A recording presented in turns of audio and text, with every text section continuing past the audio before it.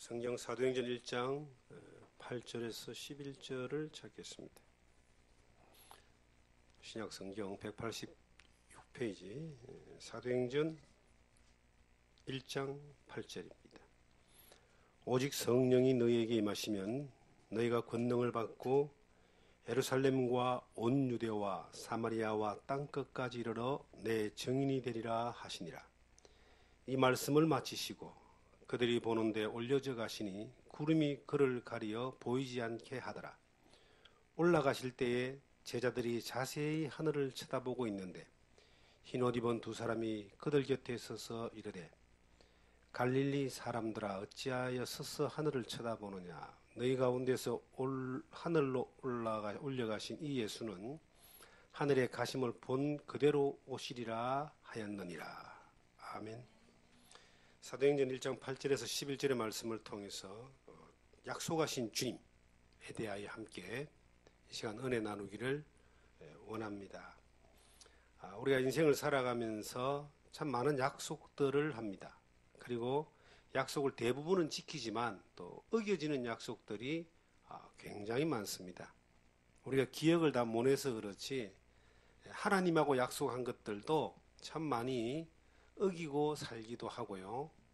그리고 사람과의 약속은 더더욱이나 어겨지는 부분들이 참 많습니다. 그런데 성경은 우리가 구약, 신약 합쳐서 성경이에요. 그 구약이 옛 약속, 신약이 새로운 약속이라는 뜻입니다. 하나님의 말씀은 하나님의 약속이고 하나님의 약속이 기록된 것이 성경이고 성경에 기록된 대로 역사가 이루어져 왔고 이루어지고 있고 앞으로 또 이루어질 것입니다. 그 성경의 약속의 가장 핵심적인 내용이 예수 그리스도가 이 세상에 죄인을 구원하기 위하여 오신다는 것과 그리고 오셔서 하신 일을 기록하셨고 그리고 다시 오신다라고 그렇게 약속하신 것이 성경 전체의 하나님의 약속의 핵심입니다. 인간이 범죄하고 난 이후에 하나님은 죄인을 구원하고 싶어 하셨습니다. 자기의 사랑 때문에. 그래서 그 죄인을 구원하는 방법은 반드시 대속의 피를 흘려서 죄를 갚아야짐이 되기 때문에 인간이 지은 죄를 위하여 인간의 피를 흘려야 되기 때문에 이 세상에 죄 없는 인간이 아무도 없었습니다. 그래서 하나님이 인간의 모습으로 오실 것을 약속하신 것이 구약입니다. 베들레헴의 땅에 천의 태를 빌려서 이 세상에 하나님이 인간으로 오시는 것을 약속하신 것이 구약이고 그 약속을 이루기 위해서 동정녀 마리아의 태를 빌려서 2000년 전에 유대 땅 베들레헴에 오신 분이 하나님이 오셨는데 하나님의 아들이 오셨다. 그래서 독생하신 하나님이다라고 말씀하시는데 그 하나님이 그 아들이 그 죄인을 구원하기 위해서 약속을 이루기 위해서 오신 분이 예수 그리스도입니다.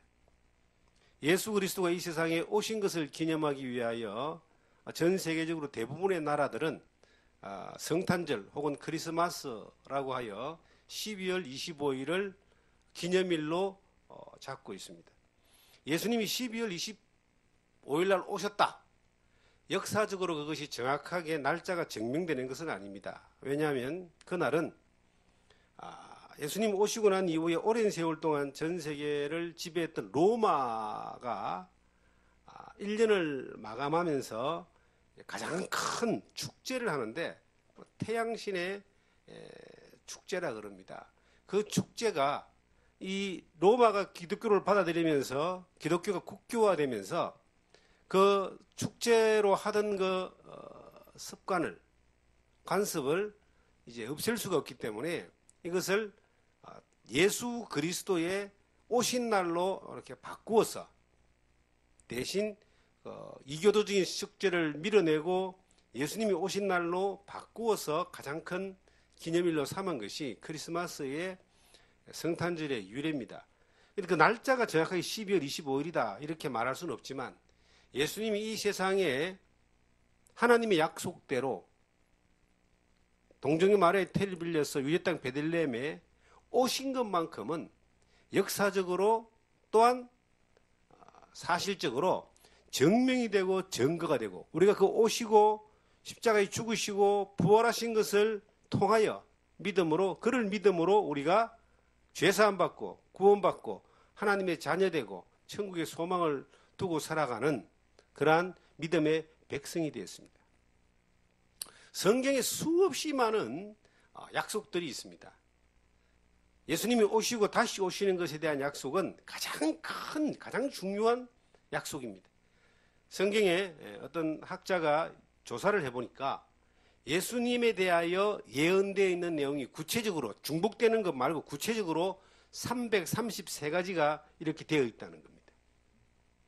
그 중에 이제 100여 가지 정도는 예수님이 2000년 전에 이 세상에 오실 유대 땅 베들레헴의 동정녀 처녀의 태를 빌려서 탄생하실 것에 대하여 100여 가지가 예언되어 있고 나머지 이제 약 230가지 정도는 예수님이 다시 오신다고 하는 재림하신다는 것에 대한 약속입니다.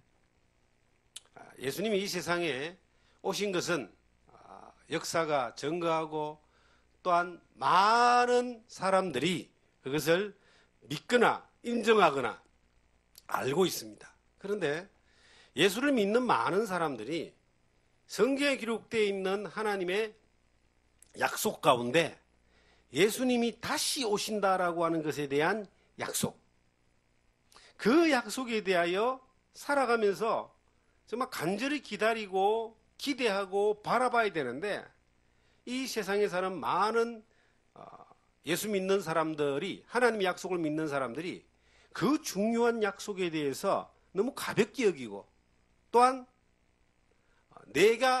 내게 오지 않을 현실로 여기면서 그렇게 살아가는 경우가 너무 많은 것 같습니다. 성경에 보니까 예수님이 친히 내가 다시 오겠다. 가시고 난 이후에 다시 오겠다라고 하는 재림에 대하여 20번 이상을 말씀을 하고 있습니다. 갔다가 다시 온다. 예수님이 처소를 예배하러 가는데 처소를 예배하면 오겠다. 그리고 오늘 방금 보았던 본문의 말씀에도 예수님이 부활하시고 난 이후에 승천하시기 전까지 40여일 동안 제자들과 함께 있으면서 하나님의 약속과 하나님의 말씀을 다시 일깨워주고 알게 하시면서 두 가지를 특별하게 약속을 합니다. 내가 가고 나면 예수님이 승천하시고 나면 반드시 성령이 온다. 이 첫 번째 약속입니다. 예수님이 부활하시고 난 이후에 제자들에게 하신 약속이에요. 내가 가고 나면 성령이 오신다. 오직 성령이 너에게 임하시면 너희가 권능을 받고 예루살렘과 온 유대와 사마리아까지 땅끝까지 내 증인이 될 것이다. 이것이 예수님이 부활하시고 난 이후에 제자들에게 하신 첫 번째 약속입니다. 그리고 두 번째 약속이 뭐냐면 예수님이 올라가신 그대로 다시 오신다. 재림에 대한 약속을 이 성경에 보니까 천사들을 통해서 다시 한번 확인시켜주고 있습니다. 우리가 예수님이 이 세상에 오셔서 2000년 전에 이 세상에 오셔서 동정녀 마리아의 태를 빌려서 오셔서 구세주로 오셔서 33년을 사시다가 골고다 십자가 위에서 피 흘리셔서 인류의 죄를, 세상의 죄를, 나의 죄를 다 갚아주셨다는 사실을 믿음으로 말미암아 하나님의 자녀가 되었고 우리가 그리스도인이다라고 그렇게 고백하면서 살아가는 믿음을 가지게 됐습니다. 그런데 그 예수님이 그 십자가 위에서 일을 다 이루시고 난 이후에 부활하셔가지고 40여일 동안 제자들과 함께 지내시고 난 이후에 이제 가시는데 다시 오신다고 약속하시면서 가시는데 그 두 가지의 중요한 약속을 주님이 중요한 약속을 두 가지를 하셨는데 이 두 가지가 내가 약속을 믿는 사람의 입장에서 얼마나 그 약속이 내 안에 절실하고 간절하게 내 삶 가운데 이것이 묻어져 있는가. 우리가 흔히 신앙생활은 기독교적 세계관, 종말론적 세계관을 가지고 신앙생활을 할 때에 우리가 이 세상의 수많은 유혹과 헛된 것들에서 우리 자신을 믿음을 지켜나갈 수 있고 그리스도의 향기와 빛을 전할 수 있는 삶을 살 수 있습니다. 기독교적인 이 세계관, 종말론적인 세계관, 이것이 방금 전에 우리가 말씀을 보면서 본문에 봤던 그 말씀하고 그대로 연결되어져 있습니다. 기독교적인 세계관이 뭡니까? 성령의 임하심 안에서 성령의 인도와 보호를 받으며 하나님의 영광을 위해서 예수 그리스도의 십자가의 복음을 전하는, 그리고 그리스도를 닮아가는 삶입니다. 왜 예수님이 내가 가면 다시 성령을 너에게 주시겠다라고 했겠습니까? 오직 성령이 너에게 임하시면 땅끝까지 내 증인이 되리라고 말씀하셨는데, 우리가 신앙생활을 해나가는 가운데서 종교적인 것과 이 기독교적 신앙적인 그 삶이 다른 이유가 뭔지 아십니까? 종교적인 것은 자기 힘으로, 자기 능력으로, 자기 노력으로, 자기 열심으로, 자기 개발을 통하여 어떤 경지에 올라가는 겁니다. 그래서 돌을 닦는다 그러죠. 자기가 돌을 닦는 거예요. 뭔가 수련하고 훈련하고 연습해서 보다 조금 더 강하고 깊이 있고 높은 수준으로 올라가는 이것이 종교입니다. 그것이 지식적인 것이든 아니면 뭐 수행적인 것이든 고행적인 것이든 어떤 경지를 통해서든 간에 그런 방법을 통해서 어떤 위치에 도달하고 올라가려고 하는 겁니다. 사람은요, 계속 연마하고 수고하고 그리고 훈련하고 막 이렇게 하면요, 노력하면은 다른 사람보다 조금 나을 수 있습니다. 운동 많이 하면 몸이 튼튼해지고, 헬스 많이 하면 몸이 좋아지고, 뭐 공부 많이 하면 머리 좋아지고, 뭐 그런 차원으로 달라질 수 있습니다. 그런데 성경에서 말하는 이 기독교적 이 세계관은 뭐냐? 이 신앙관은 뭐냐? 내 힘으로 어떤 경지에 올라가는 것이 아니라 성령의 능력을 따라서 우리가 변화되어지고 능력을 경험하며 능력 안에 살며 능력을 증거하는 삶을 사는 것이다. 내 능력이 높아지는 것이 아니라 나를 통해서 하나님의 능력이, 예수님의 그 능력이, 성령의 능력이 내 안에 많이 머물러서 그 능력이 나를 통해서 많이 나타나고 증거되어지는 이것이, 그것이 이 그리스도를 믿는, 믿음 안에 있는 사람들의 삶의 여정이고 그리고 세계관이 되는 겁니다. 신앙생활을 해나가는 가운데서 자칫 잘못하면은, 특별히 목회를 하는 사람들은 자칫 잘못하면은 이 함정에 빠질 수가 있습니다. 그 함정이 능력 있는 하나님의 종이 되는 겁니다. 능력 있는 목회자가 되는 겁니다. 다른 사람보다 능력 있는 사람이 되었을 때 그것이 주님의 능력이고 성령의 능력일 때는 온전히 주님이 나타나고 하나님이 영광받고 성령이 역사하는 것이 나타나게 되는데, 이것이 아니라 자기의 능력, 자기의 이 힘, 이런 것들이 그 안에 나타날 때, 나타나지도 잘 않지만 나타나는 경우가 가끔 있는데, 그럴 때에 그 영광이 하나님께로 가지 않고 사람에게로 가게 되고, 그 사람이 도리어 하나님 앞에서 멀어지고 버림받아지는 사람이 될 가능성이 훨씬 더 높다라고 하는 겁니다. 사람이 능력을 가지려고 애를 쓰면요, 사람이 가진 능력이 조금 더 나아질 수 있습니다. 지식적인 것이든 아니면 뭐 그 사람을 통해서 나타나는 어떤 환경적인 것이든 조금씩 다른 사람보다 나은 것들이 나타날 수 있어요. 그런데 하나님이 정말 원하시는 것은 주님이 부활하시고 승천하시고 난 이후에 제자들과 40여일 동안 같이 있다가 마지막으로 약속을 하셨는데 그 원하시는 것은 뭐냐면은 너그 능력과 너그 지식과 너그 힘으로 이 하나님 복음을 전하라 한 것이 아니고 주님이 말씀하시기를 오직 성령이 임하시면 이라고 하는 성령의 힘에 의해서만이 너희가 나의 증인이 될 수 있다. 증인이 뭡니까? 내가 본 것을 증거하는 걸 증인이라 그럽니다. 내가 경험한 것을 알리는 것을 증인이라 그럽니다.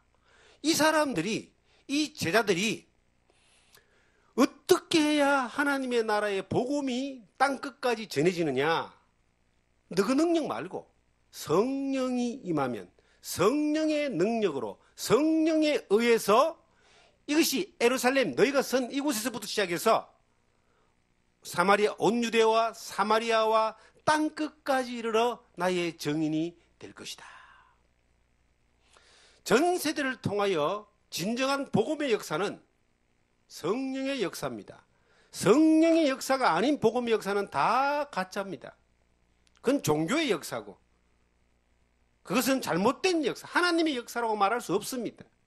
그런데 전 세대를 거쳐서 예수님 이후에 다시 오시는 그날까지 그 전 세대를 통해서 복음이 전해지고 예수 그리스도가 증거되어지는 모든 삶 가운데 나타난 가운데 주역이 누구냐? 주역이 성령님이라는 겁니다. 우리가 사도행전의 주인공들을 보면은 1장부터 베드로가 등장을 합니다. 베드로가 1장부터 등장을 해서 이제 사도행전의 주역이 됩니다. 그런데 그 뒤에 바울 사도가 등장을 합니다. 그렇게 해서 사도행전이 11장 이후에 바울 사도가 등장하고 사도행전 27장 사도행전이 끝나는 그때까지 역사가 쭉 이어져 갑니다. 그러면 그 사도행전의 주역이 베드로고 바울이냐? 베드로와 바울이 사도행전의 주역이 아니고 성령님이 사도행전의 주역입니다. 그래서 사도행전은 다른 말로 하면 성령의 행전이다. 이렇게 말할 수 있습니다. 그 성령의 행전 가운데 우리가 성경을 보면서 베드로나 바울 같은 위대한 사람들에 주목하는 것이 아니라 그들을 통해서 역사하셨던 그들을 사용하셨던 성령님에게 주목하고 그로 인하여 예수 그리스도의 복음, 하나님께 영광 돌리는 그러한 시선으로 우리가 바라보게 됩니다. 사도행전에서만 그런 것이 아니라 인류 역사 전체를 통해서 나타나야 되는 그 주역이 뭐냐면 복음의 하나님 나라의 주역이 누구냐면 성령님이십니다.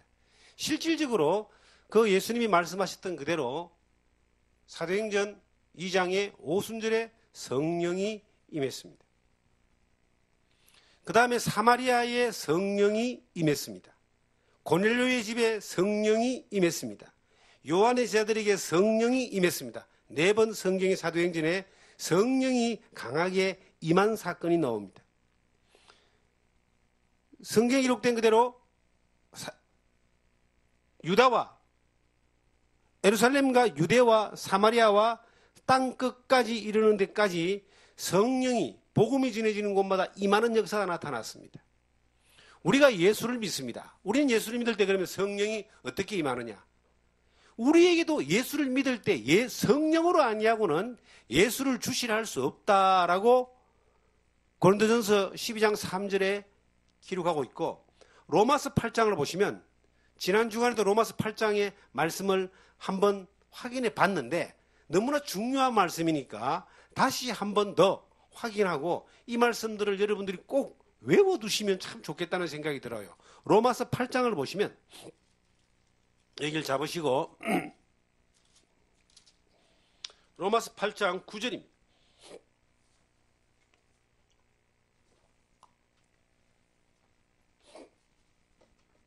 자, 8장 9절을 보시면 만일 너희 속에 하나님의 영이 거하시면 너희가 육신에 있지 아니하고 영에 있나니 누구든지 그리스도의 영이 없으면 그리스도의 사람이 아니라 16절입니다. 성령이 친히 우리의 영과 더불어 우리가 하나님의 자녀인 것을 증언하시나니. 지난주 말씀에 성령이 친히 우리의 영과 더불어 우리가 하나님의 자녀인 것을 증언한다 그랬습니다. 이 9절의 말씀은 하나님 영이 거하지 아니하시면 너희가 육신에 있지, 영이 거하시면 너희가 육신에 있지 아니하고 영에 있나니 누구든지 그리스도의 영이 없으면 그리스도의 사람이 아니라. 내가 그리스도인인 것은, 내가 하나님의 자녀인 것은 성령이, 그리스도의 영이 내 안에 들어와 있기 때문에 내가 하나님을 아버지라고 부르고 그리스도를 주님이라고 고백하며 영생의 소망 가운데 믿음으로 살아가는 것입니다. 우리에게 성령이 임했습니다. 사도행전 시대 때에 성령이 예루살렘, 사마리아, 유대, 그리고 고넬료 집 요한의 제자들에게 임했습니다. 그리고 믿는 모든 사람들에게 성령이 임했습니다. 이 약속은 예수님이 승천하시기 전에 하신 말씀대로 약속이 우리 각자에게도 이루어졌고 역사 가운데서도 이루어졌습니다. 그러면 이 사도행전 1장으로 갔을 때에 또 하나의 약속이 있다. 주님의 또 하나의 약속이 있다. 하나님의 역사 가운데 그 또 하나의 약속이 11절에 이르되 사도행전 1장 11절입니다. 이르되 갈릴리 사람들아 어찌하여 서서 하늘을 쳐다보느냐. 너희 가운데서 하늘로 올려지신 이 예수는 하늘로 가심을 본 그대로 오시리라 했느니라. 예수님은 다시 오신다고 분명히 말씀하셨습니다. 요한복음 14장 3절에 보시면 처소를 예비하러 가는데 처소를 예비하시면 데리러 오시는 겁니다. 예수님의 그 재림에 대해서는 복음서에서도 약 20번 정도 20번 정도 계속 예수님이 비유를 통해서 직접적인 말씀을 통해서 우리에게 말씀하고 있습니다. 예수님이 마지막 얼마나 중요하면 예수님이 부활하시고 40일 동안 계시면서 마지막 하신 말씀이 다시 오겠다. 너희가 본 그대로 올려진 그대로 다시 오겠다. 승천하신 그대로. 예수님은 감람산에서 재림하십니다. 감람산에 승천하셨기 때문에 본 그대로 오십니다. 예수님이 오시면 이제 인류 역사는 끝이 납니다. 새하늘과 새 땅, 하나님의 나라가 이루어집니다. 그날에 대한 소망을 지금부터 2000년 전에 예수를 믿었던 초대교회 성도들은 너무나 간절했어요. 그래서 데살로니가 전서와 후서를 보면요, 예수 그리스도의 재림에 대한 그 간절한 소망들이 계속 기록되어 있습니다. 재림이란 말보다 강림이란 말을 쓰기도 하고요. 다시 오시는 것에 대하여 계속 소망 가운데서 서로 위로하라. 다시 오시는 예수님에 대하여 늘 바라보면서 있습니다. 지금 우리가 다음 이틀 있으면은 성탄절입니다. 성탄절이 오기를 간절히 기다리는 사람이 우리 시대에 몇 명이나 있겠습니까? 그냥 하나의 기념일 정도로 기다리고 있겠죠.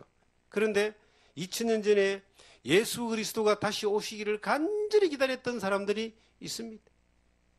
성전에서 기다리고 역사 가운데서 기다리고 이 세상은 그 예수 그리스도 구원자가 오기를 기다렸습니다. 만물도 기다렸습니다.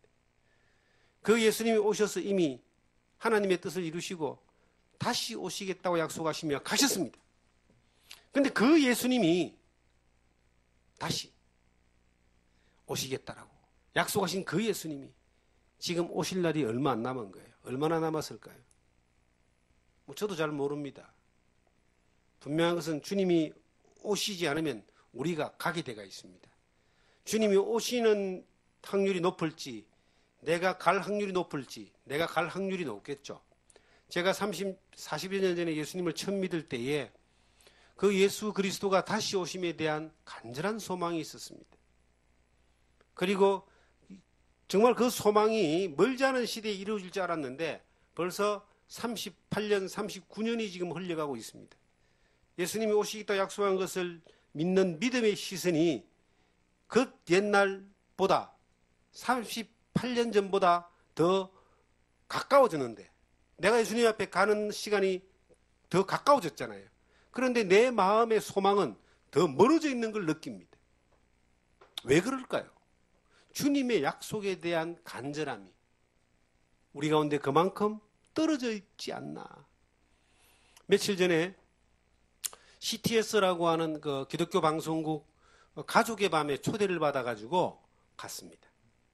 가서 이제 예배도 드리고 공연을 봤는데 거기에 찬양 사역자가 한 명이 나왔어요. 그 찬양 사역자가 나와서 한 20분가량 이제 공연을 합니다. 근데 상당히 특이한 걸 느꼈어요. 그 사람이 공연을 하는데 찬양 사역자인데 다른 큰 강남에 있는 우리나라 강남에 있는 큰 교회의 어떤 행사에 참석을 해가지고 공연을 하면서 상당히 비난을 좀 받았대요. 왜 그러냐면은 이 사람이 그 공연을 여기서 똑같이 한 것 같아요. 그랬는데 거기 가서 공연했는데 왜 비난을 받았냐면 그 공연의 20분 주제 전체가 천국에 대한 주제였어요. 천국에서 만나보자 그날 아침 거기서 이런 찬송가. 며칠 후 요단강 건너가 만나리.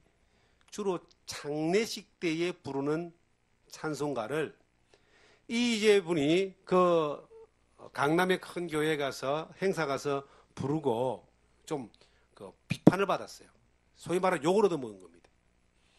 야, 우리 좀 묵고 살만하고 편안한데 이 잔치 분위기 망치게 천국에 대하여 며칠을 보자 그러고 장례식 때 부르는 찬송가만 불렀냐. 그래서 좀 비난을 받았다는 거예요. 그래서 이 사람이 하는 말이 아유, 그분들은 이 땅에서 한 200년 살라나 보네. 그러고 이제 그렇게 속으로 이야기하고 왔다는 겁니다. 그런데 그분이 이제 찬양을 20분 정도 메들리로 해가지고 쭉 부르는 찬양을 보면서 굉장히 은혜가 됐어요. 주로 어떤 찬양을 부르냐면은 천국에 대한 찬양.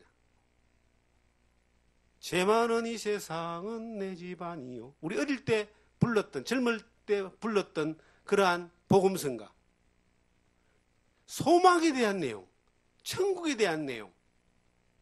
그 장례식 때만 부르는 그러한 그 찬송가가 몇 곡 거기에 들어가 있었는데, 물론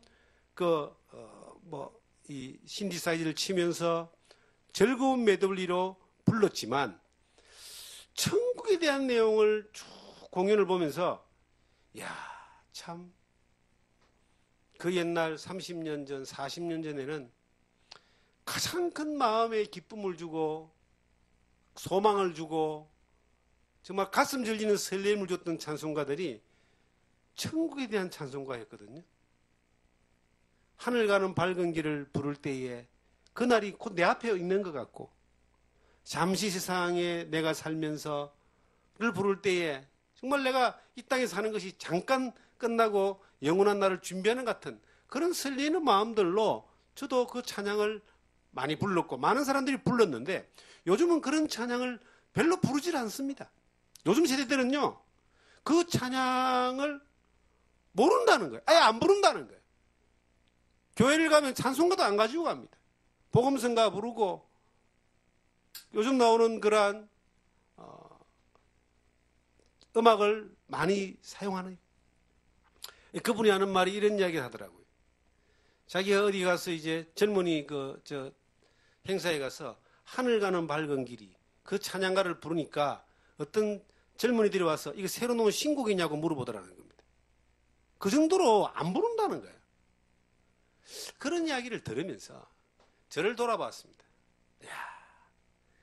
38년 전, 39년 전에 예수님을 처음 믿을 때에 가졌던 그 소망이 주님의 약속이었기 때문에 그것이 믿어졌고 이 땅에 사는 날들에 대해서 그렇게 큰 소망이 없었기 때문에 미련도 없었기 때문에 주님 오늘 부르시면 내일 부르시면 언제든지 아멘하고 뒤도 안 돌아보고 갈 준비를 하면서 그렇게 늘 하루하루를 살았는데 지금 주님 오실 날이 더 가까워졌고 내가 주님께 갈 날이 좀 더 가까워져 있는 이 시대에 이 시점에서 내 안에 하나님의 약속에 대한 간절함이 얼마나 살아서 움직이고 있는가를 돌이켜볼 때 부끄러움을 느끼는 겁니다. 저는 오늘 사도행전 1장을 보면서 우리에게 이미 약속되어져 이루어진 것들에 대한 너무나 많은 증거들이 있습니다. 예수님이 이 세상에 오신 것, 오셔서 나를 위해서 하신 일, 내가 그로 말미암아 죄사함 받고 구원함을 얻어서 하나님의 자녀된 것뿐만 아니라 성령이 내게 임하셨던, 내가 성령 안에서 지금까지 살고 있는 것, 이것이 전부 다 주님이 약속하신 것을 나에게 이루어 주신 것이고, 주님이 약속을 빼앗아가지 않고 그 주님이 그 약속 가운데서 늘 살게 하고 있는 겁니다. 지금까지. 그런데 주님이 약속하신 가운데서 아직 이루어지지 않은 것이 있습니다. 그것이 다시 오신다는 거예요.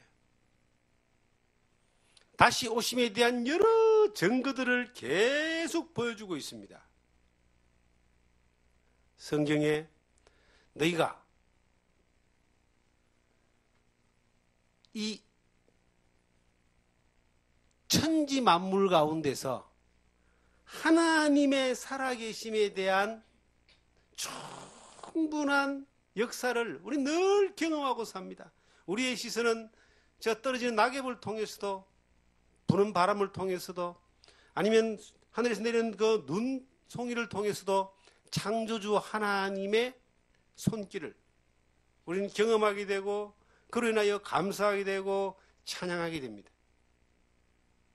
그런데 주님은 이 성경의 시대의 역사를 통해서 예수 그리스도의 재림에 대한 소망을 계속 일깨워줍니다. 마태복음 24장에 보시면 제자들이 예수님께 나와서 물어봅니다. 궁금했거든요. 저보다 더 궁금했는 것 같아요. 예수님, 세상 끝에는 무슨 일이 일어나겠습니까? 주님이 다시 오시는다고 약속한 그때와 세상 끝에는 무슨 일이 일어나겠습니까? 처처의 기근과 지진이 있고 온역이 있습니다. 민족이 민족을, 나라가 나라를 대적하여 일어나겠고, 그 거짓 선지자들이, 그리스도가 여기 있다 저기 있다 하는 거짓 선지자들이 일어날 것이다. 예수님이 직접 말씀하신 다시 오시는 날에 대한 징조입니다. 지금 예수님이 하셨던 그러한 시대의 징조가 지난 시대에도 많이 이렇게 군데군데 있었겠지만, 요즘 시대같이 이 나라와 나라가, 민족이 민족을 대적하여 일어나고 전쟁이 일어나고 기근이 있고 지진이 있고 온역, 에이즈와 같은 그러한 이 전염병이 창궐하고, 특별히 가짜 그리스도, 지가 그리스도라고 하는 그 이 이상한 인간들이 그렇게 많이 활동하는 시대가 있었는가? 그리고 예수님 24장에 무화과나무의 비유를 배우라 그럽니다. 많은 사람들은 그 무화과나무가 이스라엘 민족이라고 이야기합니다. 또 아니라고 이야기합니다. 인종이라 하든 안 하든 간에 이스라엘 민족은 하나님의 정인입니다. 예수님이 다시 오실 그때에 이스라엘 민족은 자기 나라 땅으로 다 돌아온다고 이사야서와 에스겔서와 36장에 계속 예언하고 있습니다. 그들이 지금 돌아왔고, 지금 제가 이스라엘에 대한 이 내용은 참 시사나 뉴스를 통해서 계속 주목하여 보고 있습니다. 미국이란 나라가 예루살렘의 대사관을 금년에 옮겼습니다. 예루살렘이 이스라엘의 수도인데 지금 아랍과 정치적인 문제 때문에 이것을 점령을 하고 있지만 그것을 그 지역을 나누고 지금 사용하고 있습니다. 동서남북으로 나눠서 사용하고 있는데, 예루살렘의 텔레비브에 있는 미국 대사관을 그쪽으로 옮겨버렸어요. 트럼프라는 사람이 예루살렘을 이스라엘 수도로 인정한다는 겁니다. 그런데 그것을 따라서 여러 나라들이 또 그렇게 지금 하고 있습니다. 이건 뭘 이야기하는 걸까? 우리가 시대를 볼 때에, 역사를 볼 때에 예수 그리스도의 다시 오시온다 약속하셨던 그 약속의 말씀들이 이루어질 수 있는 징조들이 계속 보여주고 있습니다. 천지는 분별하지만 시대의 표적을 분별하지 못하느냐? 예수님이 그런 말씀을 하셨습니다. 시대의 표적. 첫 번째 시대의 표적은 예수님이 이 세상에 처음 오시는 거였고, 다시 오시는 것에 대한 시대의 표적은 반드시 성경에 예언된 약속대로 이루어져 나가고 있는데, 내가, 여러분이 지금 그 예수님에 대해서 얼마나 소망하고 기다리고 있습니까? 저는 솔직히 양심적으로 볼 때에 내가 처음 예수를 믿을 때보다 주님이 더 가까워져 온 것만큼은 사실인데, 아니면 내가 주님 앞에 갈 날이 가까운 것만큼은 사실인데, 내 안에 그 주님이 다시 오시겠다는 약속에 대한 간절함이 그 옛날보다 훨씬 떨어집니다. 왜 그런지 가만히 돌이켜보니까 이 세상에 가진 것이 더 많아진 것입니다. 이 세상에 내가 누리는 것이 더 많아진 겁니다. 이 세상에서 내가 해야 할 일들이, 헛된 일들이 더 많아진 겁니다. 그 옛날에는 가진 것도 없고 누리는 것도 없고 할 일이 복음 전하는 것 외에는 없었습니다. 예수 그리스도의 복음을 전하고 영혼을 살리는 것이 전부였습니다. 그리고 길지 않은 인생을 살다가 주님 앞에 갈 것이다 라고 그렇게 예측을 할 수 있었습니다. 지금은 가진 것도 많고 해야 할 일도 많고, 그리고 영혼을 사랑하는 복음을 전하는 그 사명이 멀어진 건 아니지만 그 외에 필요한 것들이 많이, 군더기가 많이 붙어가지고 주님이 약속하신 그 약속, 반드시 이루어지는 약속, 하나님은 한 번도 약속을 어기지 않았다는 것에 대해서 저는 아멘합니다. 우리는 수없이만의 약속을 어겼지만 한 번도 약속을 어기지 않으셨던 그 하나님께서, 그 주님께서 어느 날 주께서 호림과 천사장의 소리와 하나님의 나팔로 친히 강림하시니 그리스도 안에 죽은 자들이 먼저 일어나고 그 후에 우리 살아남은 자도 구름 속으로 끌어올려 주를 영접하리라. 이 여러 말로 서로 위로하라고 하셨던 그 데살로니가 전서 4장에 나오는 그 말씀처럼 주님이 어느 날 딱 나타날 텐데, 그 주님의 나팔 소리를 우리가 듣게 될 텐데, 우리를 부르는 소리를 다 듣게 될 텐데, 어떤 중요한 일을, 어떤 위대한 일을 한다 할지라도 주님이 부르시면은 그대로 놓고 가야 됩니다. 요즘 날씨가 추우니까 연세 많으신 분들이 많이 돌아가셔요.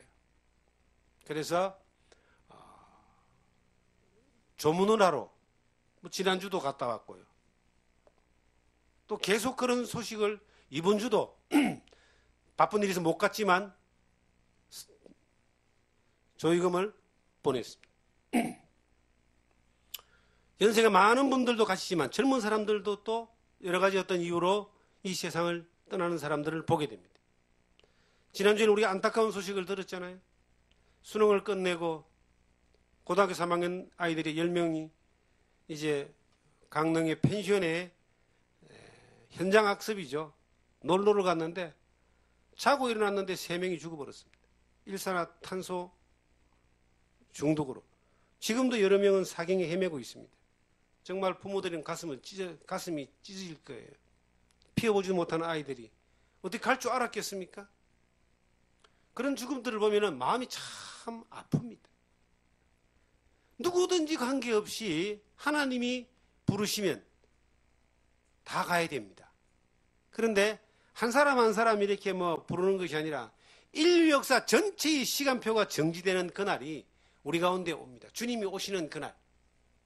그날이 가까워져 오고 있는데, 여러분은 그날로 점점점 다가가고 있는데 하나님의 약속에 대한 마음이, 그 간절함이, 절실함이 우리 가운데 더 있기를 주님이 원하십니다. 주님은 약속하셨습니다. 약속을 반드시 이루십니다. 우리가 그 약속을 믿는 사람으로서 그 약속의 소망을 바라보면서 살아가야 되겠다.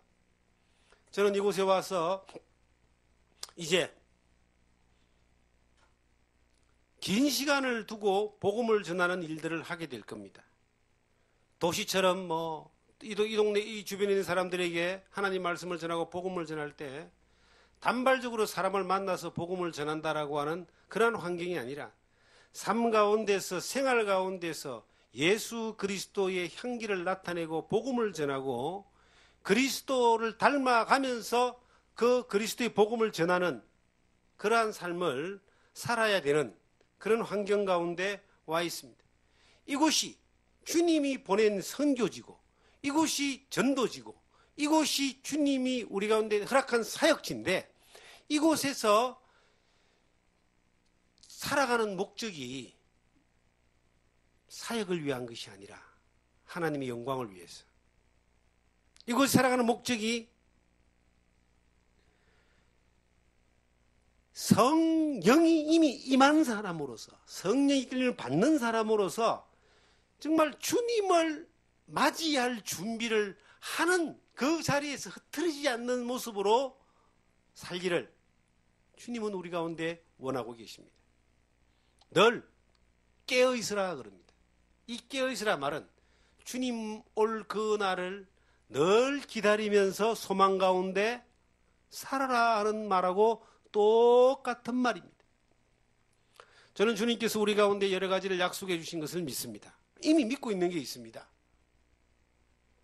무엇을 먹을까 무엇을 마실까 염려하지 마라. 성경에 너희는 먼저 그의 나라와 그의 의를 구하라. 그러면 이 모든 것을 너희에게 더하여 주시리라. 마태복음 6장 31절, 32절, 33절에 나오는 말씀들입니다. 주님이 약속하셨기 때문에 이 약속은 반드시 이루어진다라고 믿고 있습니다. 그리고 그 살았던 지난 삶 가운데 그 약속이 진리였고 진실이었고 사실이었다라고 하는 것을 저는 저의 삶을 통해서, 우리의 삶을 통해서 증거하고 앞선 믿음의 많은 선배들의 삶의 모습을 통해서 증거하고 성경을 통해서 증거할 수 있습니다. 앞으로도 마찬가지입니다. 지금까지 먹을 것, 입을 것, 삶에 대해서 하나님이 책임지신다고 약속했던 것처럼 앞으로도 그것은 변함없는 믿음으로 믿습니다.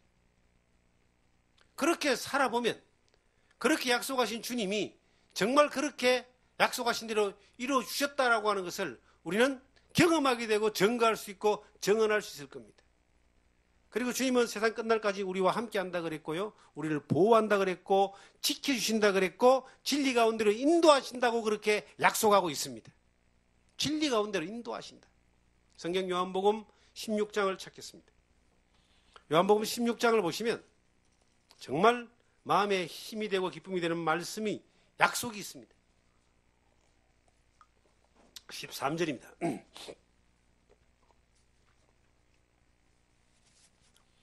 그러나 진리의 성령이 오시면 그가 너희를 모든 진리 가운데로 인도하시리니 그가 스스로 말하지 않고 오직 들은 것을 말하며 장래일을 너희에게 알리시리라. 진리 가운데로 인도하고요. 그리고 장래일을 알려줍니다.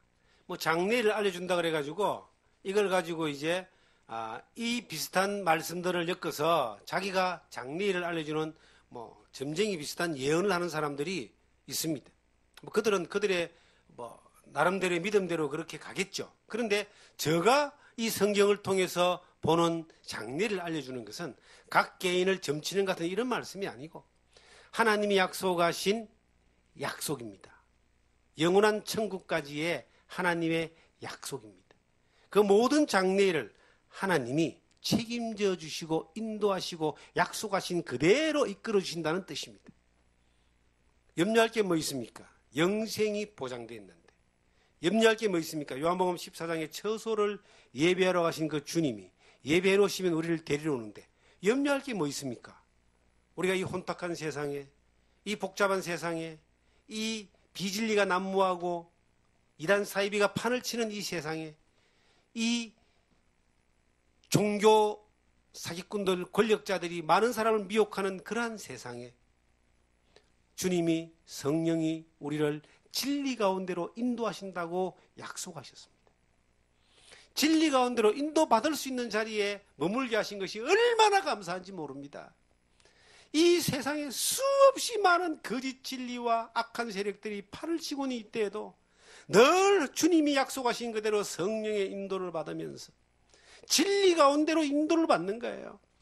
우리가 부족하고 연약하고 할 수 있는 게 없고 그리고 여러 환경적으로 힘든지는 몰라도 진리 가운데로 인도받고 있으면은 성령님의 인도한 가운데서 하나님의 약속 가운데, 주님의 그 약속 가운데 머물러 있으면 하나님이 일하실 때에, 하나님이 자기 일을 하나님의 때에 하실 때에 그 진리 가운데 있는 사람들을 들어서 사용하시는 겁니다. 지금 우리가 이 예배의 공간이, 이 환경이 어떤 사람에게 하나님의 놀라운 능력의 역사가 통과되어 주시는 통로로 사용하기 위하여 주님이 준비해 두신 겁니다. 예배해 두신 것입니다. 우리들을 또한 그렇게 지금까지 만드시고 이끄시고 다듬어서 쓰기 위하여 이렇게 준비해 두신 겁니다. 그 진리 가운데로 주님의 일하신 가운데 살아가면 장래에 앞으로 되어질 모든 일들은, 장래의 모든 일들은 내가 염려하지 않고, 내가 고민하지 않고, 내가 꿈꾸지 않고, 내가 계획하지 않고, 내가 만들지 않아도 그 장래의 모든 일들은 그 하나님의 뜻 가운데에서 그분의 원하시는 대로 진리 가운데로 이끌림을 받는 그 사람들을 통하여 하나님이 일하실 줄 저는 믿습니다. 거기에 서임받는, 거기에 머물러 있는, 그 진리 가운데서 머물러가는, 진리 가운데로 이끌려가는 그러한 여러분과 저가 되기를 주님의 이름으로 축원드립니다.